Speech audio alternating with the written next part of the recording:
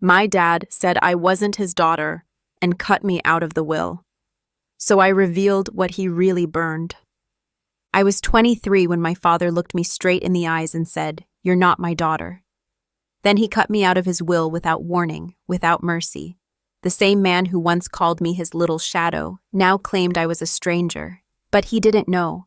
I had something he thought he burned, something that could ruin everything he built.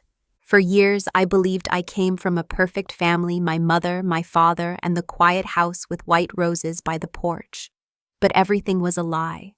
The fire in Dad's office wasn't an accident, it was a cover-up. And the night I discovered what he really tried to destroy, I knew it was time to flip the story. This isn't just about inheritance, it's about betrayal, buried secrets, and a man so desperate to protect his legacy that he tried to erase his own blood. If you've ever had someone turn on you, this story's for you. So when he stood in court, smug and certain, I reached into my bag and pulled out the one thing he thought was ash and memory. What happened next? Silence the entire room. If you think this is just another family drama, think again. This is revenge with receipts. Stay with me. The day of the will reading felt more like a family reunion than a legal procedure. My father's passing had been sudden, a heart attack in the study late one Tuesday night, and although our relationship had been strained in recent years, I still grieved. I wore the black dress he always said made me look like my mother and sat quietly in the back of the lawyer's office, waiting for my name to be called. I never imagined it wouldn't be. The air was too still as the lawyer, Mr. Halberd, cleared his throat and opened the envelope. The smell of dust and old paper filled the room, and I remember thinking how odd it was that something as permanent as a will could feel so fragile in his hands. My stepbrother, Cole, leaned back smugly in his chair, his eyes flicking toward me like he knew something I didn't. My stepmother dabbed her eyes with a lace handkerchief, the picture of performative grief, and then Mr. Halberd began to read. To my beloved wife, Sandra, I leave the house and all its furnishings. To my son, Cole, I leave the business, the accounts, and the entirety of the estate. There was a long pause, a rustle of paper, then silence. I waited for my name, my fingers curled into my palms. I waited for the part where he would say, "And to my daughter, Kiara," but it never came. I sat frozen, the blood draining from my face as realization settled in. My name was not there, not mentioned, not even acknowledged. I turned to Mr. Halberd, thinking he had skipped a line, made an error, but he simply looked at me and said without a hint of apology, "That's the full reading." It was like the floor cracked open beneath me. I stood, too fast, the chair legs screeching behind me. "There must be another document," I said. "An amendment, a letter, something." My voice trembled, and not from sadness but rage. Mr. Halberd shook his head. "Your father was clear. Everything goes to Cole." Sandra didn't meet my gaze. Cole gave a theatrical sigh. "Maybe it's for the best," he said, smug as ever. "You've always been a bit different." The venom behind that word wasn't lost on me. But what none of them knew, what my father never imagined, was that I had found something. A charred flash drive, half melted but still functional, buried in a scorched metal box in our basement months before he died. He thought he had destroyed all the evidence in the fire. He thought he had erased the one thing that could unravel everything. As I walked out of that office, I didn't cry. I didn't scream. I smiled. Because for the first time in my life, I knew something they didn't. And I was going to make sure the whole world found out what he really burned. The real will wasn't written on paper, it was etched in truth, and I was done staying silent. I didn't sleep the night after the will reading. I sat in my tiny apartment, staring at the cracked flash drive sitting on my kitchen table, the same one I had pulled from the burned-out box months earlier. It looked like garbage, warped plastic, soot-stained metal, but something inside me refused to throw it away. That night, it pulsed with a new kind of weight. Because now I knew why he tried so hard to destroy it. I hadn't told anyone about the drive yet, not even my best friend, and certainly not my mother. There was something about holding onto it, like holding a secret that could cut through stone. But even then, I didn't fully understand how deep the betrayal went until I remembered our final conversation. It happened 2 weeks before he died. He had called me into his office. I thought it was to finally talk about everything that had gone unsaid since the tension between him and Mom swallowed our family whole. But when I walked in, his face was cold, unreadable. He didn't offer me a seat. didn't even look at me properly. He just said, "We need to settle something. I don't believe you're my daughter." At first, I thought he was joking, some twisted attempt at dark humor, but he didn't flinch, didn't blink. I laughed nervously. "What are you talking about?" I asked. "Of course I am." He stepped closer, and when he spoke again, his voice was clipped, almost rehearsed. "Your mother wasn't faithful. I've known for years. I just didn't have proof, but now I don't need it. I've made my peace." I stood there, stunned. "You're wrong," I whispered. "You're wrong, and you're angry, and you're punishing me for something that never happened." His reply was crueler than any slap. "Your existence is the punishment." That was the last thing he ever said to me. I stormed out of that office, heart pounding, lungs burning, trying to erase those words before they took root. But they did. They festered. And the moment I heard that will, it all clicked. He hadn't just erased me from the document. He'd erased me from his story. And now, I understood why the fire in his office had been swept under the rug. No investigation, no questions. Because something in that room had the power to prove he was lying. And I had a piece of it. I looked back at the flash drive and realized the timing wasn't a coincidence. His paranoia, his cruelty, the destruction. He didn't want me to find out who I truly was, not because I wasn't his, but because I was the one person who could expose everything. Not just about my paternity, but about the secrets he'd hidden his whole life.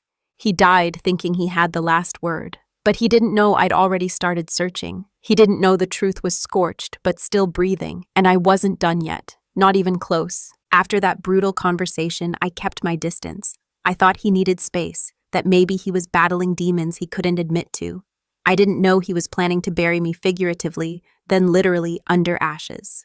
When I heard the news that his office had caught fire one cold Saturday morning, I rushed to the house without thinking. The flames had already been extinguished by the time I arrived, but the damage had been done. His study, the place that had once been filled with leather-bound journals, framed degrees, and photos of us smiling on long-forgotten vacations, was now a blackened mess of scorched wood and broken glass. The smell was unforgettable.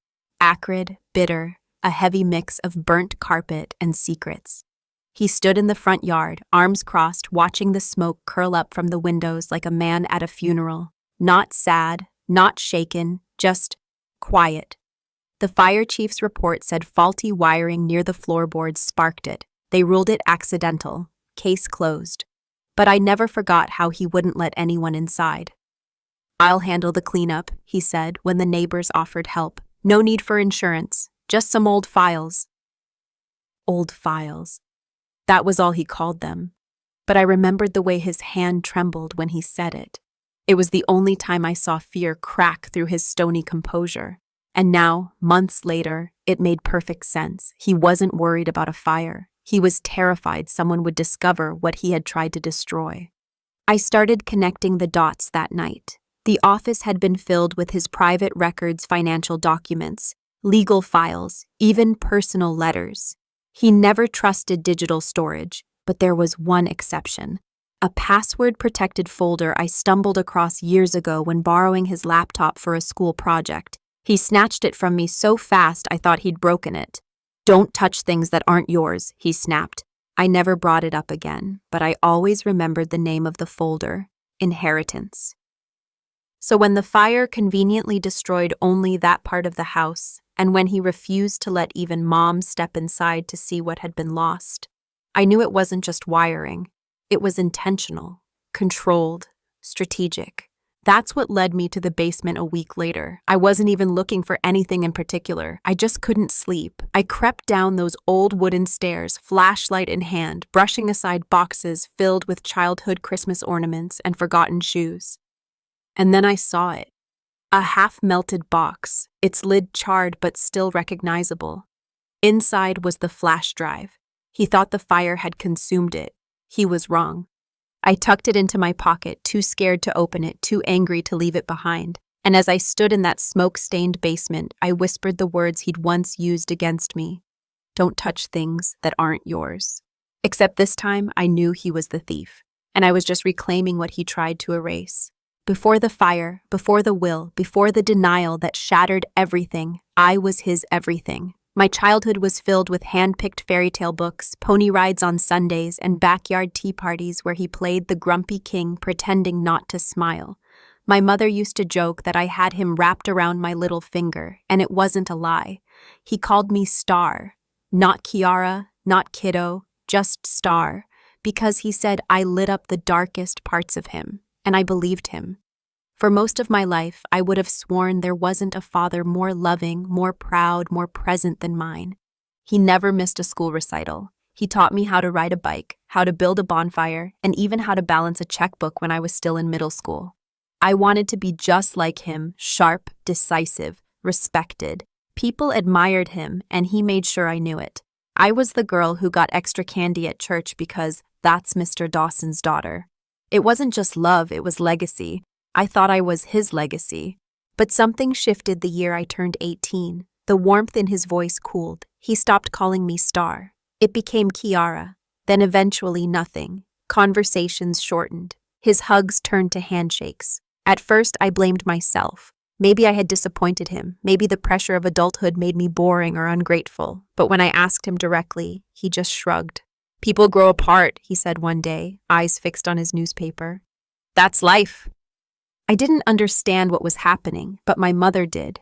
I would catch her watching him across the dinner table, a soft fear in her eyes she never voiced.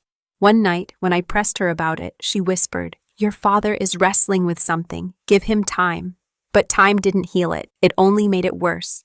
By the time I was 21, he barely looked at me. He missed my college graduation, told me he had a business emergency, but I found out later he was at a golf retreat with Cole. The same Cole who never called him dad, but got more affection in 2 years than I did in 20. I began to feel like a ghost in my own home. Present, but invisible. He didn't yell, he didn't fight, he just stopped seeing me.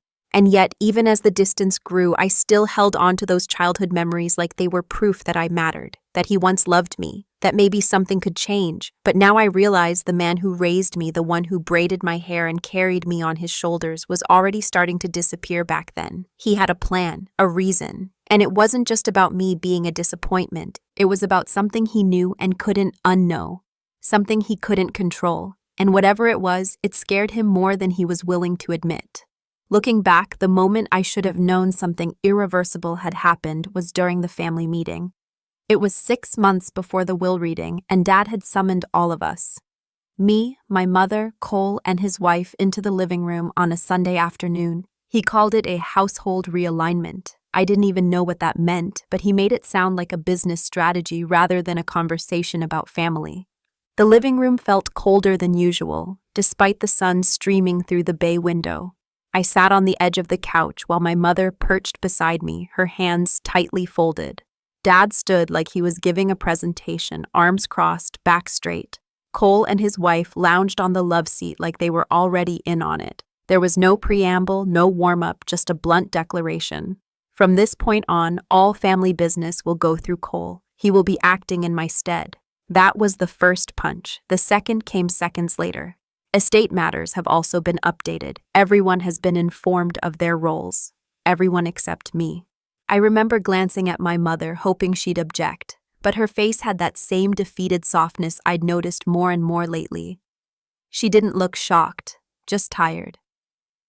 She reached for my hand under the coffee table and gave it a squeeze, but it wasn't comfort. It was apology. My breath caught in my throat. I tried to keep my voice steady when I said, "Wait, what does that mean for me?" Dad didn't answer right away. Instead, he turned to Cole. "You'll handle that discussion when the time comes." Cole gave me the same look he wore at the will reading, part pity, part amusement, like I was a child who'd missed the rules of a game everyone else had already memorized. I stood up. If there's a decision affecting me, then I should be in the room when it's discussed. Dad's jaw tightened. "It's not about you, Kiara. It's about structure." That word again, structure, as if I was a messy piece of furniture that didn't fit anymore. I left the meeting before it ended. I remember stepping outside, walking barefoot into the backyard, staring at the spot where he used to push me on the tire swing. The swing was gone now, just like the warmth in his eyes. That evening was the final nail. I stopped trying to reach him after that. But in the silence that followed, something else began to stir, an urgency. I couldn't explain it then, but it was like my spirit was preparing for a war I didn't know was coming. He thought the meeting would silence me, that handing everything to Cole in front of witnesses would ensure I stayed in my place. But it did the opposite. It woke something in me, something that wanted answers, something that was ready to burn through lies just to find the truth beneath. After the family meeting, I watched Cole rise like smoke in the aftermath of a quiet fire. He started showing up at the house more often, driving my father's car, answering his business phone, and even speaking on his behalf during board meetings. It was as if the torch had been passed not just in silence, but in shame. I faded into the background while Cole became the golden heir. He didn't hesitate. He didn't ask questions. He took everything as if it had always been promised to him. It wasn't just business. Within weeks, Cole had moved into the main house. He brought his wife with him and redecorated my mother's garden room as a private office. I saw her crying there one morning, touching the windowsill where she used to grow lavender and rosemary. She didn't say anything, and I didn't press her. But we both knew something sacred had been uprooted and replaced with strategy and entitlement. Cole took over the estate finances, changing passwords and locking up cabinets that used to be open. I asked him once casually why Dad had transferred power to him so suddenly. He smiled without teeth and said, "Because I know how to protect what matters. No offense, Kiara, but you always had your head in the clouds." He said it like he was doing me a favor, sparing me from the burden of family responsibility. But I saw the glint in his eyes. He wasn't protecting anything. He was claiming territory. It didn't stop there. Overnight, the house began to shift. Staff who had been there for years were quietly let go. My childhood piano, the one Dad gifted me on my 10th birthday, disappeared from the hallway. When I asked about it, Sandra said they donated it, no warning, no discussion. I wasn't just being pushed out legally, I was being erased piece by piece until all that was left were memories no one else cared to remember. One afternoon, I overheard a phone call between Cole and my father. They thought I had already left the house. I stood outside the study door, breath shallow, listening through the cracked wood. My father's voice was low but clear. "Make sure the final copy is signed before the end of the month. No more delays." Cole replied, "Don't worry, she won't be a problem. She still thinks she's family." There was laughter, cold, rehearsed, ugly laughter. That was the moment something in me snapped. I wasn't just grieving the loss of a father, I was watching a carefully constructed illusion fall apart. The warmth I remembered from childhood was real, yes, but it was built on a foundation of conditions I never knew existed. Now, Cole had everything: control, assets, authority, and he wore it like a crown. But what he didn't know was that I had already found the key to their undoing. The flash drive was still hidden in my drawer, waiting, and when I opened it, I knew it would speak louder than every signature on that fraudulent will combined. I held that flash drive like it was a loaded weapon, knowing that the moment I opened it, everything could change. But I wasn't ready, not yet. Something told me I needed one more piece. One more thread pulled loose to unravel the whole web, and so I turned to the only person left who might know the truth behind my father's sudden coldness, Cole's rise, and the rewriting of my family's history, my mother. She was a soft woman, the kind people underestimated. But I'd learned growing up that softness didn't mean weakness. My mother knew how to hold pain in her body without letting it spill. She knew how to suffer with elegance. But I could see it, in the way her hands shook when she made tea, in the way her eyes lingered too long on the garden gate as if waiting for someone who would never return. I found her in the kitchen late one night, sitting at the table in her robe, a candle burning low beside her. I hadn't planned to say anything, but it came out before I could stop it. Why did Dad really stop loving me? She didn't look surprised. She just closed her eyes for a long moment, then motioned for me to sit. The silence between us stretched like something sacred. Then she said softly, "He never stopped loving you. He started fearing what loving you meant." That sentence sat heavy in my chest. I asked her to explain. She hesitated, then reached for something tucked between the pages of the Bible she always kept on the table. It was a letter, yellowed, worn, folded too many times. She handed it to me without a word. It was in my father's handwriting, dated 2 decades ago, long before Cole was in the picture. It spoke of a business deal, of secrets exchanged for silence, and of a decision that would haunt him. If she ever finds out, everything will collapse, he had written. The papers must be destroyed, the originals, the copies, especially the file marked inheritance. My hands trembled as I held the letter. My father had known I might uncover the truth, even as a child. He feared it so much that he began erasing me long before he ever told me I wasn't his. Tears streamed down my mother's face. I begged him to tell you the truth, she whispered. But he said lies protect legacies, and you were too bright to stay in the dark. That's when I knew she had protected me all along, in her quiet way, storing pieces of truth in locked drawers and folded pages. I pressed the letter to my chest and looked at her. Was it about money? I asked. Or power? She shook her head slowly. No, sweetheart, it was about shame, and now it's your turn to decide what to do with it. I left the table with my heart racing and the flash drive in my hand. The time for silence was over. I didn't sleep that night. The letter haunted me, each word digging deeper into a truth I hadn't asked for but could no longer ignore. My mother's face stayed with me, too wet with tears, worn with years of silence. She had carried this burden alone, tucked into a Bible like it was both sacred and dangerous. That letter wasn't just a note, it was a confession, a breadcrumb trail leading straight into the fire my father thought he could hide behind. By morning, I was done waiting. I needed more. More answers, more proof. More than just his guilt written on yellowed paper. I went back to the kitchen before sunrise. The candle from the night before still melted into the dish. My mother wasn't there, but the Bible was. I opened it slowly, not sure what I was hoping to find, but knowing the truth hadn't all been spoken yet. That's when I noticed the small tear in the back cover. Something had been wedged deep inside the binding, hidden behind the final page of Revelation. I reached in and pulled out another folded note smaller than the first.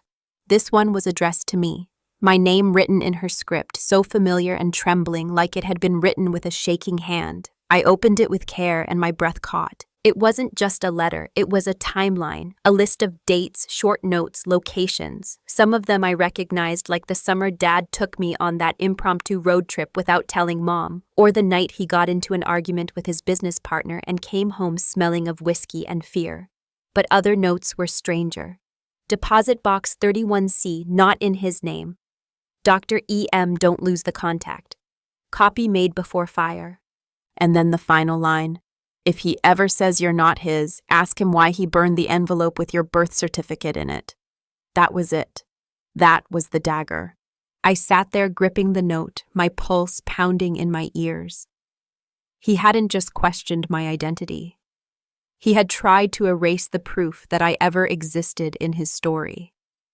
But what he didn't know was that my mother, gentle as she was, had left a trail behind like a soldier preparing for battle. I tucked the note back inside the Bible and carried it upstairs to my room. My hands moved on instinct now. I opened the drawer and pulled out the flash drive. Then I turned on my laptop. For the first time, I was ready to look inside, ready to face whatever file he thought he had burned.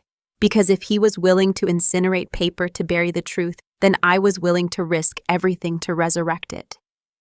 I clicked the drive open and watched as the screen lit up. The folder appeared. It was labeled exactly as I remembered. Inheritance. And this time, I wasn't going to close it.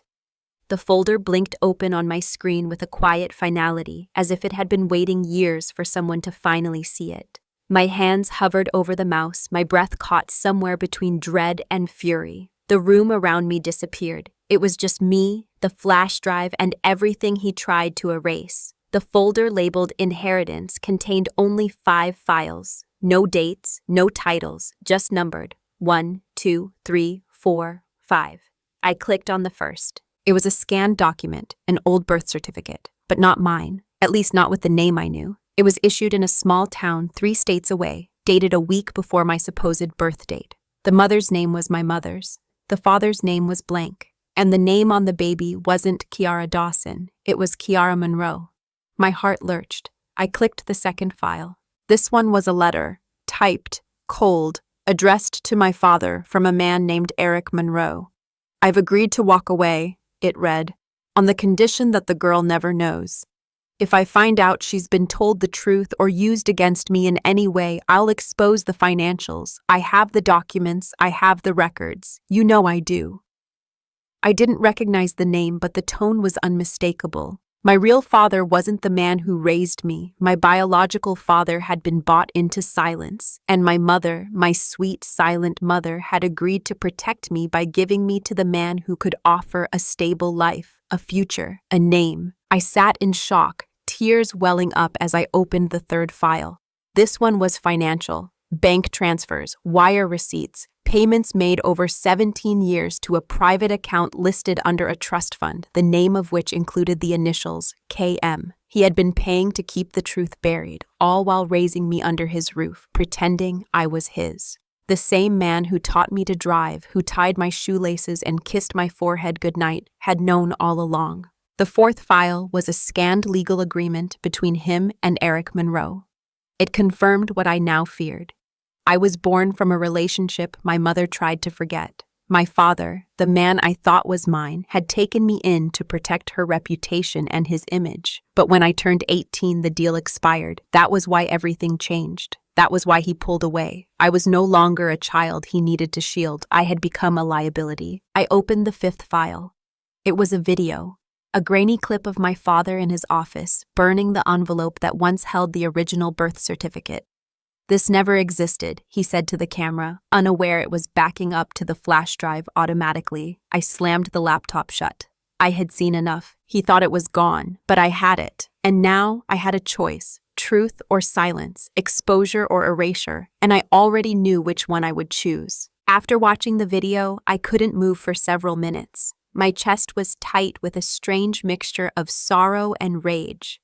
The man who raised me hadn't just buried the truth, he filmed himself doing it. There was a kind of arrogance in that act, as if destroying the document gave him control over the reality. But the camera didn't lie, and neither did the data still quietly blinking from the flash drive in my hand. That was the moment everything shifted. I didn't just have proof, I had power. But the flash drive wasn't the only thing he had failed to destroy. That burned box in the basement, the one I had retrieved months ago and hidden beneath my bed, suddenly called to me again. I had never fully searched it. Back then, I only had enough courage to snatch the flash drive and run. Now, I needed to know what else he left behind.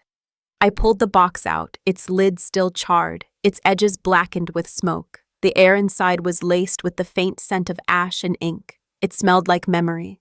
Like lies that couldn't fully burn.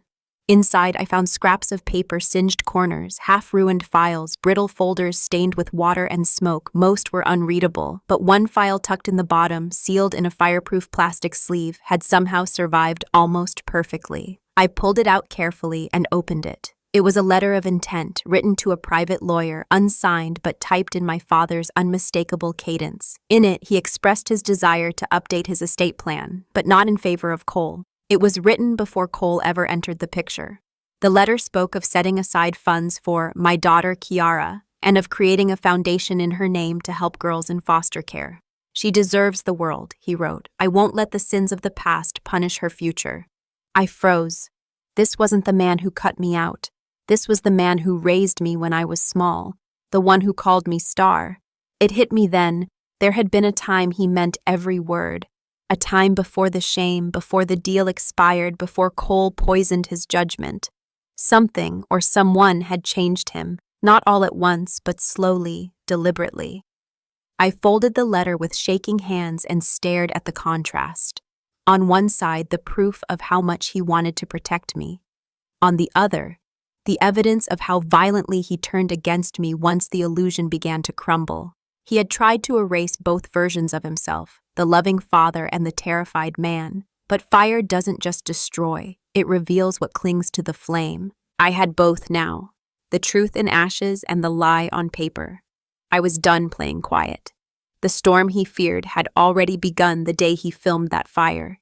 He just didn't know I'd be the one holding the match on the other side. The fireproof letter changed everything. For a brief moment, it softened something in me. It reminded me that there was once a version of my father who saw me, not as a transaction, not as leverage, but as his own. I clung to that page like it was a heartbeat from the past. But I also knew better than to let sentiment blind me. That version of him had been buried long before the fire, and somewhere between that early intent to protect me and the final choice to erase me, something had broken in him. I was ready now to uncover every crack. The next day, I began searching the attic. It had been years since I'd been up there. The place was thick with dust and forgotten furniture. I wasn't sure what I was looking for, but I knew my father. He didn't destroy everything unless it screamed risk. Some things he just buried where no one would care to look. I found the journal tucked beneath a broken lamp inside a taped-up box labeled office supplies. It was leather-bound, old, and cracked around the edges. The first few pages were blank. But then, slowly, his handwriting filled the lines. They weren't polished thoughts. They were scattered entries, private confessions, written like he never meant for anyone to read them. That was his flaw. He always wanted control, but never learned how to silence the parts of himself that needed to confess. One entry chilled me to my core. "She's nothing like him. Her eyes are too open. I can't lie to her the way I lied to Eric." I read that line over and over. My biological father's name woven into a sentence of fear, and another entry, later on, dated just a year before the fire. "Cole is pushing harder, says I owe him, says Kiara will ruin everything if she starts digging, but I've already given too much. I've already burned too much." That was it, the final confirmation. Cole wasn't just the passive beneficiary. He was the one pushing, manipulating, threatening to expose the arrangement with Eric if Dad didn't comply. And my father, weak, ashamed, and trying to hold on to a reputation, folded. But the most damning piece wasn't in the journal. It was tucked inside the back cover, a sealed envelope marked with a lab's insignia. I opened it slowly, my heart pounding in my ears. It was a DNA test, mine and my father's. The result was in black and white, probability of paternity 0%, but stapled behind it was another test, mine and Eric Monroe's, 99.9%. He had known all along, but he had still chosen to raise me until Cole found out, until leverage replaced love. I closed the journal with trembling fingers. I had the flash drive, the birth certificate, the journal, and now scientific proof. He tried to burn the truth, but I had every piece he failed to silence, and soon, so would everyone else. The journal stayed beside me for days. I didn't even return it to its hiding place in the attic. I kept it on my nightstand, opened it every evening, reread the same entries until they etched themselves into my bones. Every time I reached that one line, "She's nothing like him. Her eyes are too open," I understood more than just my father's fear. I understood the reason behind every strange silence, every quick dismissal, every sudden withdrawal of affection. The truth of my existence threatened the very lie he had lived to protect, and that terrified him more than dying ever could. He hadn't just feared the world knowing about Eric Monroe. He feared what that revelation would do to his legacy. My father was obsessed with perception. To the outside world, he was a man of principle, discipline, and flawless loyalty to his family. He sat on nonprofit boards, gave speeches at banquets, donated to local causes like he was building a monument of virtue brick by brick. The truth would have shattered all of it. If people found out that he had raised a daughter born from an affair, that he had paid off her biological father for silence, that he'd forged his family portrait with the ink of secrecy, it would have undone him. And Cole knew that. That's what made it so sinister. Cole hadn't needed to threaten violence or file lawsuits. All he had to do was hold up the truth like a mirror, and my father cracked under his own reflection. He feared exposure so much he chose to disown me to protect the lie. Not because I was a mistake, but because I was the reminder he could never fully bury. And worse, I looked too much like the past he was trying to forget. But there was something else in the journal. Something I hadn't noticed at first, a single line scribbled in red pen, wedged in the margin of a page that didn't seem important at all. "If anything happens to me, check the safety deposit. She'll need to know everything." I read it over and over again. The safety deposit box. I remembered the note my mother hid in the Bible. Deposit box 31C. Not in his name. It had to be the same one. That meant he had been preparing for this in the end. Maybe he knew his fear had poisoned everything. Maybe guilt began clawing at him. Maybe he realized too late that he couldn't protect a legacy built on a lie and love a daughter built from truth. So he made a final move, not to erase me, but to make sure I could find my way back. Not through his approval, but through the very truth he was too broken to face while he lived. Now I had to find that box, because whatever was inside, it would be his last word, and I was finally ready to hear it. I didn't wait another day. As soon as the bank opened, I went straight to the branch listed in my mother's note. I was nervous, unsure if I'd be turned away, but when I gave the clerk the number box 31C and presented my ID, something shifted in the air. She glanced down at the screen, then back at me with a faint flicker of recognition. Without a word, she stood and disappeared behind the vault door. When she returned, she placed the narrow silver box on the counter, slid it toward me, and whispered, "He said you might come one day." Inside were 3 things: a sealed envelope with my name in his handwriting, a key to a storage unit, and a manila folder labeled "For Kiara when it matters most." I didn't open anything there. I took the box, walked out of the bank, and drove straight to the courthouse. I didn't call ahead. I didn't ask permission. I walked into the probate hearing with that folder clutched in my hands like a weapon and asked to speak. The judge was already reviewing the estate documents. Cole sat there, calm and arrogant in his suit, Sandra beside him. My mother wasn't present. She had said her piece. This part was mine alone. When I stood, there were whispers. Cole scoffed. "She has no legal standing," he muttered loud enough for the room to hear, but the judge raised a hand. "Let her speak." I walked forward and opened the folder. "Before you decide who inherits what," I said, my voice surprisingly steady, "you need to know this will was based on a lie." I handed the judge the DNA results, the journal copies, the financial records, the scanned original estate letter where he named me as the primary beneficiary, written before Cole's influence, every piece of it. The judge read in silence, his brow tightening with every page. I could hear the breathing in the room shift, uneasy, alert. Then I handed over the final piece, my father's sealed letter, to me. The judge asked if I'd read it. I shook my head. "Not yet," I said, "because I want the court to hear it first." He opened it and read aloud. "To my daughter, Kiara, if this letter reaches you, then I failed to say what I should have said in life. I let fear win. I let shame silence me. But none of that changes this. You were, and always will be, my greatest decision. Not mistake. Decision. I tried to protect you by hiding everything, and in the end, I hurt you more than I'll ever forgive myself for. If they try to take what's yours, show them this. I left you the truth. That's all I have left to give." The room was silent. No smugness left on Cole's face, just the sound of justice twisting open the door my father had once locked shut. The truth had entered the room and no one could unhear it. The silence that followed the judge's reading wasn't quiet at all. It was heavy, humming with shock and betrayal, filled with all the things no one knew how to say. I didn't look at Cole. I didn't need to. His silence was its own confession. But it was Sandra who broke first. She had been sitting there so poised, like she always did, her pearl earrings gleaming under the courtroom lights, her hands resting neatly in her lap. For years, she had played the perfect partner to my father, smiling at galas, whispering instructions to the staff, managing the house with polished grace. But when the judge placed the letter back down on the table, she made a sound I can still hear today, part gasp, part whimper. Then she stood, eyes wide and blinking, as if the walls had suddenly collapsed around her. She clutched her chest like the truth physically struck her. "No," she whispered. "No, that's not possible." The judge leaned forward.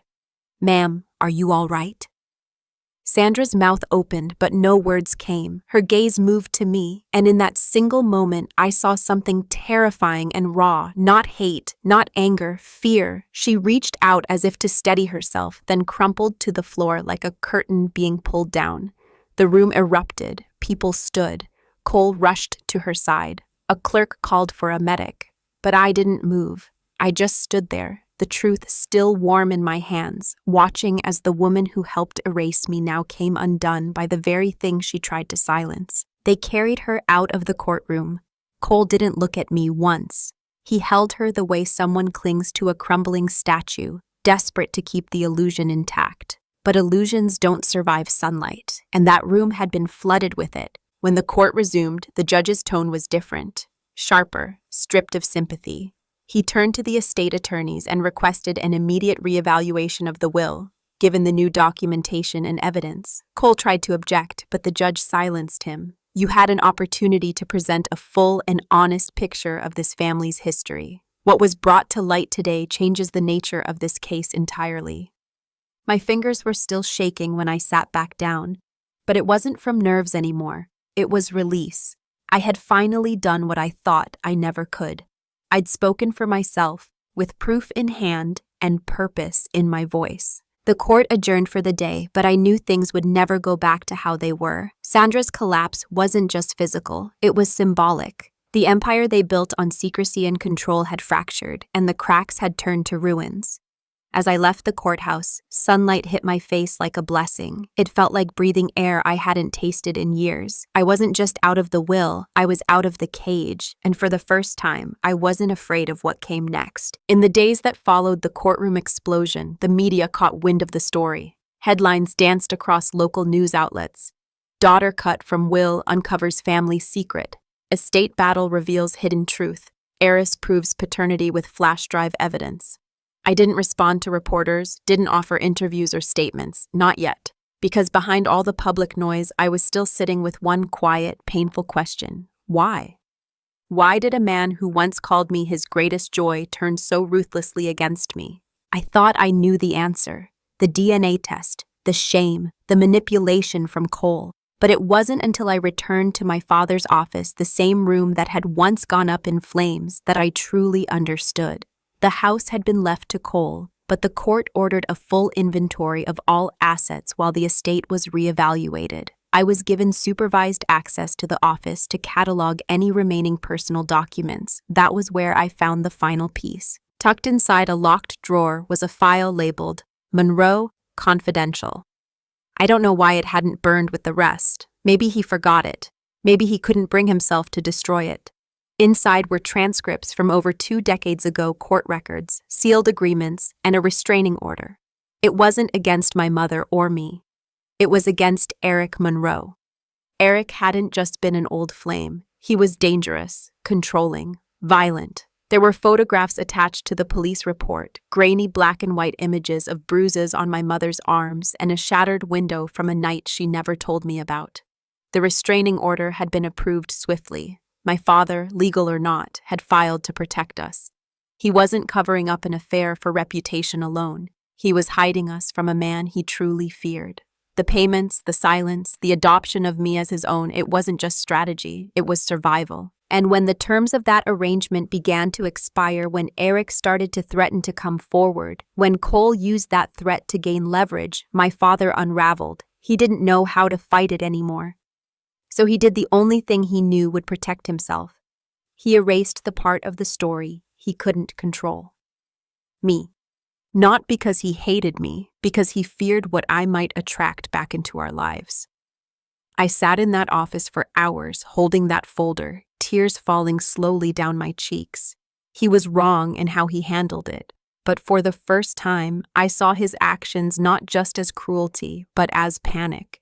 And as much as it hurt, I began to grieve him again, not as the man who betrayed me, but as the man who tried to save me and failed himself in the process. And he died protecting a lie, but I would live telling the truth, and now that truth had a heartbeat no one could silence. I thought I had unearthed everything. I thought the documents, the drive, the journal, and the courtroom testimony had peeled back every layer of the lie. But life has a strange way of offering one final twist when you least expect it. It came years later, long after the dust had settled, after the estate had been split, and after Cole had quietly disappeared from the public eye, his name forever stained by the truth. I was at a charity gala speaking on behalf of a foundation I had built in my father's name, not the man he pretended to be, but the one he once tried to be. After my speech, a man approached me with cautious eyes and a nervous smile. He introduced himself as Mark Danvers, retired fire lieutenant. His name rang no bell, but his next words changed everything. I was the first one on the scene the morning your father's office burned. I blinked. I had long accepted the report that blamed faulty wiring, but something in his tone kept me frozen. He continued, "It's been on my mind for years. I didn't speak up because the official story was easy, clean, but now seeing you speak, hearing what you went through, I think you deserve to know." He said when they arrived, the fire had already been mostly smothered, small, contained, suspicious. The flames had been intentionally fed with a single accelerant poured in a straight line across the carpet and under the desk. He knew arson when he saw it. But when he reported the pattern to the supervising investigator, someone higher up shut the report down, told him it was being handled privately, no need for a public trail. "Your father came outside that morning," Mark said, calm as stone, not panicked, not shaken, just finished. I stood there, heart in my throat. "So you knew it was deliberate?" I didn't have proof, but I had instinct, and the way he shook my hand before I left, it was like he was thanking me for letting it all disappear. It made sense now, the missing paperwork, the cleanup without insurance, the timing of the fire just before he restructured the will. It was the final attempt to bury the story he never wanted exposed. But it hadn't worked, because the truth clings to ashes the way memory clings to breath. I thanked Mark for telling me. We shook hands, and as he turned to leave, he said something that stayed with me. "He didn't start the fire to hurt you. He started it to destroy the part of himself he was ashamed of. You were never that part." That night, I sat alone in my apartment, replaying every moment from that morning years ago. And for the first time, I didn't feel like a daughter discarded. I felt like a survivor of a legacy that was never mine to carry, but one I reclaimed anyway. The fire didn't cleanse him, it revealed me. After that night, after the firefighter's words burned a final brand of clarity into me, I realized that my father's greatest flaw wasn't cruelty, it was fear. Fear of what the world would think. Fear of what Cole would do. Fear of what I would become if I ever learned the full truth. He didn't just try to erase me from his will, he tried to rewrite the entire narrative, one fire and forged paper at a time. But he forgot something. The truth doesn't stay buried, not when it lives inside someone determined to speak. I spent months gathering everything. I compiled the journal entries, the DNA reports, the scanned birth certificate, the bank records, the sealed letter from the deposit box, the suppressed firefighter statement, and the video pulled from the flash drive. It was all there, layered and undeniable. I didn't publish it with bitterness. I didn't share it out of revenge. I shared it to reclaim a voice that had been denied and a story that had been stolen. I partnered with a journalist I trusted, a woman who had once been disowned by her own father for marrying outside her culture. She understood what it meant to be erased and reborn. Together, we built a piece that wasn't just about scandal. It was about legacy, survival, and the truth that sometimes daughters have to become the authors of their own family's history. We titled it, "What He Burned, A Daughter's Truth." It was raw, honest, painful, but it was mine. When the piece went live, I didn't expect what happened next. Letters flooded in, women, men, even estranged children who had lived through their own silent erasures. They thanked me. They cried with me. Some were angry on my behalf. Others finally felt brave enough to face their own broken bloodlines. The story spread. People stopped me in bookstores and airports, not because I had been cut from a will, but because I hadn't let it end there. The foundation I created in his name grew faster than I imagined. But now it bore a new mission, not just supporting girls in foster care, but protecting the truth of children who had been hidden, dismissed, or disbelieved. I made sure every cent came from clean donations and not a single penny from the estate Cole had tried to swallow whole. Because now I had more than money. I had meaning. My father once tried to rewrite the past to protect his image. I rewrote it to protect my future, not by denying who I was or where I came from, but by shining light on the darkest part of the story and letting it breathe. I forgave him, not because he deserved it, but because I needed the space in my heart to grow without his shadow. He had the fire. I had the truth. And the truth outlived everything he thought would silence me. People still ask me how I felt walking out of that final court session, when the revised ruling acknowledged everything. My name restored, my rights recognized, the false will overturned. On paper, I had won. I was legally back where I had always belonged, but the strange part was that I didn't feel victorious. I didn't feel rich. I felt quiet, clean, as though the weight I'd carried my entire life had finally been placed down on solid ground. What I inherited in the end wasn't land or assets or titles. It was the truth and the unshakable clarity that no one could ever take my name or story from me again. Cole disappeared after that final hearing. He didn't say goodbye. No threats, no appeals, just silence. Sandra moved out of the estate shortly after. The house was later sold, the furniture auctioned, the rooms emptied of the ghosts we all left behind. I didn't take anything with me from that house. Not a single picture or trinket. The only thing I kept was the flash drive. It now sits in a clear case on my bookshelf, not as a trophy, but as a reminder that even things meant to be destroyed can survive if they hold the truth.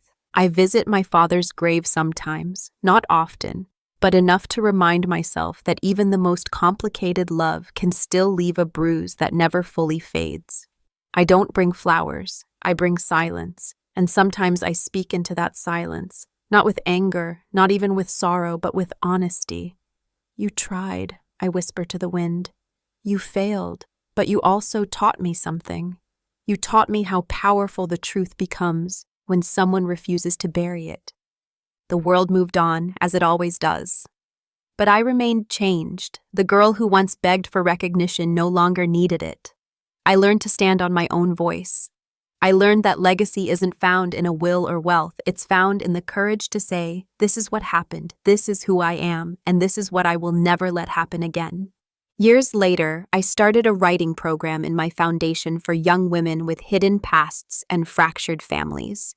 We don't teach them how to write perfect stories. We teach them how to write honest ones. And that, I think, is the true inheritance. Not the name I carried or the blood that didn't match, but the story that survived the fire. The story I chose to tell. So when people ask me what he really burned, I smile. He thought he burned a piece of paper. He thought he burned a secret. What he really burned was a bridge between who he was and who I became. But he underestimated me, because I built something stronger from the ashes. I built a truth that could never be erased, and that in the end was worth more than anything he left behind. In the end, the man who tried to erase me became the reason the world finally saw me. That's the power reversal no one expected, not even me. My father had all the control, all the money, all the silence. But I had one thing he underestimated, the courage to confront the fire instead of run from it. And that courage turned me from the forgotten daughter into the voice that couldn't be ignored. When the article went viral, it reached more than 3 million readers in less than a week. News anchors, legal experts, therapists, even survivors of similar betrayals began to share my story. I received letters from women in 6 different countries, each one saying the same thing. Thank you. You gave my silence a name. That was when I realized I hadn't just fought for my name in a courtroom. I had cracked open something much deeper, a collective wound many were too afraid to touch. Cole, once so certain he had everything, now lives off the radar. The empire he tried to claim crumbled under the weight of the truth he tried to bury. The legacy he thought would define him, rewritten under my name, not out of revenge, out of resilience. So if you've ever been erased, rewritten, or pushed aside by the very people who were supposed to protect you, let this be your reminder. The truth is louder than silence. It doesn't need a will. It needs a witness. And sometimes the witness becomes the fire that purifies what others tried to destroy. I didn't just get my name back, I reclaimed my story. And if you're still watching this, maybe it's time you reclaim yours too. Thanks for spending time with this story. If it resonated with you, don't keep it to yourself. Someone else may need to hear it too. Watch another real-life journey by clicking on the left and subscribe so you never miss what comes next.